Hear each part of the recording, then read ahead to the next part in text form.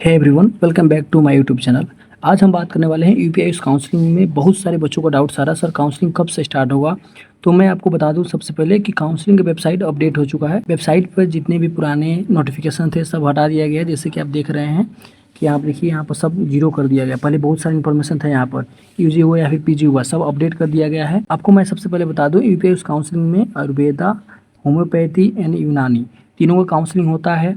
Website पे अभी भी शो कर रहा है 2024 से 25 पर वेबसाइट को अपडेट कर दिया गया है और जितने भी नोटिफिकेशन थे पुराने सब हटा दिए गए हैं और आशा लग रहा है कि इसको पूरी तरह से वेबसाइट को अपडेट 30 अगस्त तक कर दिया जाएगा, पूरा चांस है। यहाँ से नोटिफिकेशन भी हट गया है। अब इस पर जब क्लिक करिएगा तो देखिए आपको ओपन होगा तो यहाँ पर आपको बताया गया है कि यहाँ पर कोई लेटेस्ट इन्फॉर्मेशन नहीं, सब ब्लैंक है। इसके बाद हम आगे देखेंगे कि आप कब से यूपीआई काउंसलिंग स्टार्ट होने वाला है। जैसे कि आपको पता है कि गवर्नमेंट द्वारा ऑल इंडिया काउंसलिंग स्टार्ट हो गया है 22 अगस्त से और स्टेट काउंसलिंग जितनी भी ऑल स्टेट की काउंसलिंग है वो 5 सितंबर से लेकर 15 सितंबर तक बता दिया है कि राउंड 1 का काउंसलिंग का रजिस्ट्रेशन स्टार्ट हो जाएगा। देखिए तो 5 सितंबर से यूपीआई काउंसलिंग का भी रजिस्ट्रेशन स्टार्ट हो जाएगा। आप लोग अपना डॉक्यूमेंट रेडी कर लीजिए और बहुत जल्द ही इसका शेड्यूल जारी हो जाएगा।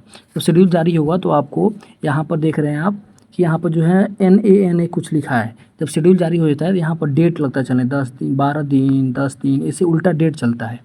तो आप यहाँ पर देख सकते हैं कि अभी कुछ अपडेट करके इसको NANA मतलब कुछ नहीं लिखा गया है, डेट अभी शो नहीं हो रहा है।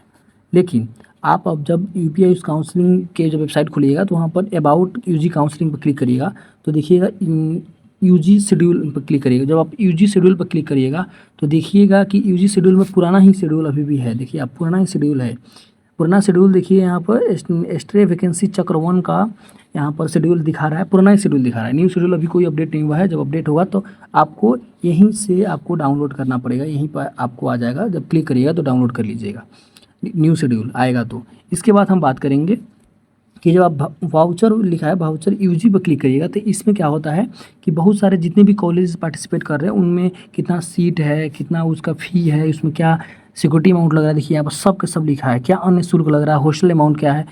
जब आप उस पर क्लिक करिएगा वाउचर पे तो ये PDF ओपन होगा। उस PDF में सारे यूपी के जितने भी कॉलेज है, गवर्नमेंट कॉलेज हो गए यहाँ पर सब 7 गवर्नमेंट कॉलेज, इस बार 8 गवर्नमेंट कॉलेज हो गया है और जितने भी प्राइवेट कॉलेज हैं लगभग 90 प्लस प्राइवेट कॉलेजेस हैं जो कि इस बार मिल चुके हैं NCSM द्वारा परमिशन। तो आप यहाँ पर सबका शेड्यूल देख सकते हैं कि क्या क्या कितना फीस लगेगा, कितना हॉस्टल चार्ज लगेगा, कितना क्या लगेगा, सब आप पूरा देख सकते हैं। इसके बाद हम बात करेंगे बहुत सारे बच्चों का डाउट्स है कि सर आयुष काउंसलिंग में आगे प्रोसेस क्या होता है। जब आपका काउंसलिंग का प्रोसेस स्टार्ट होगा तो वहाँ पर सबसे पहले आपको रजिस्ट्रेशन करना होता है। जब रजिस्ट्रेशन आप कर दीजिएगा, जितने भी डॉक्यूमेंट आपको 10th 12th का मार्कशीट आप रख लीजिएगा पास में, कोई भी आपको एरर नहीं होना चाहिए, कोई भी स्पेलिंग मिस्टेक्स, माता पिता का स्पेलिंग, रोल नंबर, कोई भी डाउट्स आपको हो रहे हैं तो मेरे से आप कॉन्टेक्ट कर सकते हैं काउंसलिंग कराने के लिए। देखिए आप कोई भी प्रॉब्लम नहीं आना चाहिए, आप करिएगा।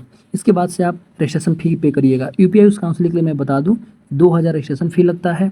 सिक्योरिटी अमाउंट इसके बाद पे करना पड़ेगा आपको मैं यूपीआई काउंसलिंग के लिए बता दूं कि 50,000 सिक्योरिटी अमाउंट पे करना होता है।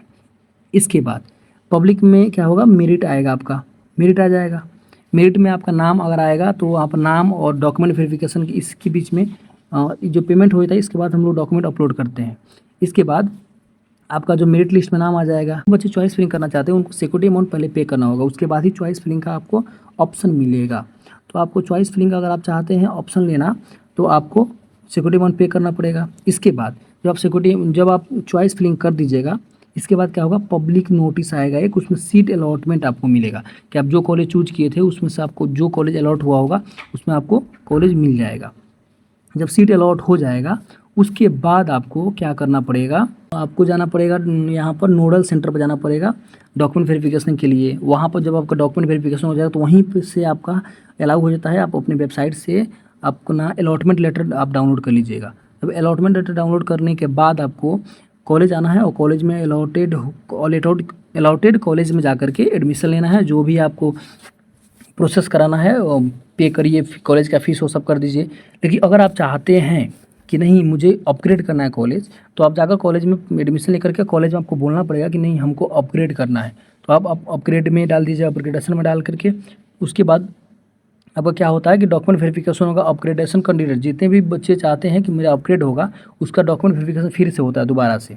इसके बाद क्या होगा, फिर आप जाइएगा तो वहाँ पर आपको कॉलेज अगर अपग्रेड हो गया होगा तो आपको अलॉटमेंट लेटर मिलेगा और उसमें आपको जो न्यू अपग्रेड कॉलेज है वो मिल जाएगा। उसके बाद आपको क्या करना पड़ेगा कि अपग्रेडेड कैंडिडेट जाकर उसको जिस कॉलेज में अपग्रेड हुआ उनका उसमें एडमिशन लेंगे। ये टोटल प्रोसेस होता है, बहुत कॉम्प्लेक्स प्रोसेस होता है। अगर आपको अच्छा सा आप नहीं फिल करिएगा प्रोसेस को तो आपको कन्फ्यूजन हो जाएगा और आप अपने काउंसलिंग से बाहर भी हो सकते हैं या फिर अपना सिक्योरिटी अमाउंट आप गंवा सकते हैं अगर आप आराम से काउंसलिंग नहीं करते हैं तो।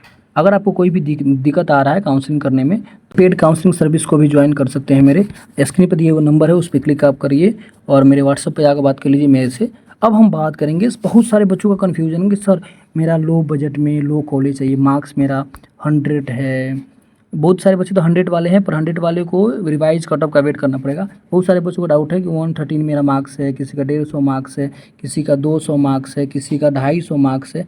पर वो लोग चाहते हैं कि लो बजट में कॉलेज चाहिए या फिर लो कट ऑफ वाले कॉलेज चाहिए मुझे। तो आपको मैं बताने वाला हूँ कुछ बेस्ट कॉलेज है जो कि आपको लो बजट में कॉलेज मिल जाएगा और आपका बजट भी लो है और कट ऑफ भी लो है। तो जैसे पहला है दून आयुर्वेदिक मेडिकल कॉलेज।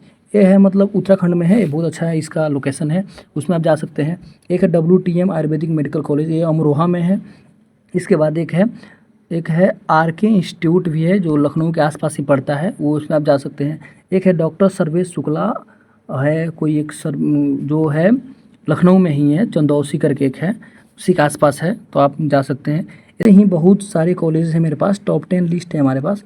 अगर आप चाहते हैं कि नहीं लो बजट में मिनिमम फीस में मुझे कॉलेज चाहिए, मेरा उतना बजट नहीं है, आप चाहते हैं कि इंस्टॉलमेंट में रुपए देना, तो आप मेरे से कॉन्टैक्ट कर सकते हैं। मेरे स्क्रीन पर दिए हुए नंबर है जिस पर आप कॉन्टैक्ट कर करके और मेरे से काउंसलिंग करा सकते हैं। और आपको काउंसलिंग में कोई भी डाउट्स आ रहे हैं, चॉइस फिलिंग में डाउट्स आ रहे हैं, जो भी डाउट्स आ रहे हैं आप मेरे से डायरेक्ट बात कर सकते हैं। मेरे कॉन्टैक्ट नंबर पर डायरेक्ट आप मेरे से मिलिए और अपना काउंसलिंग कराइए।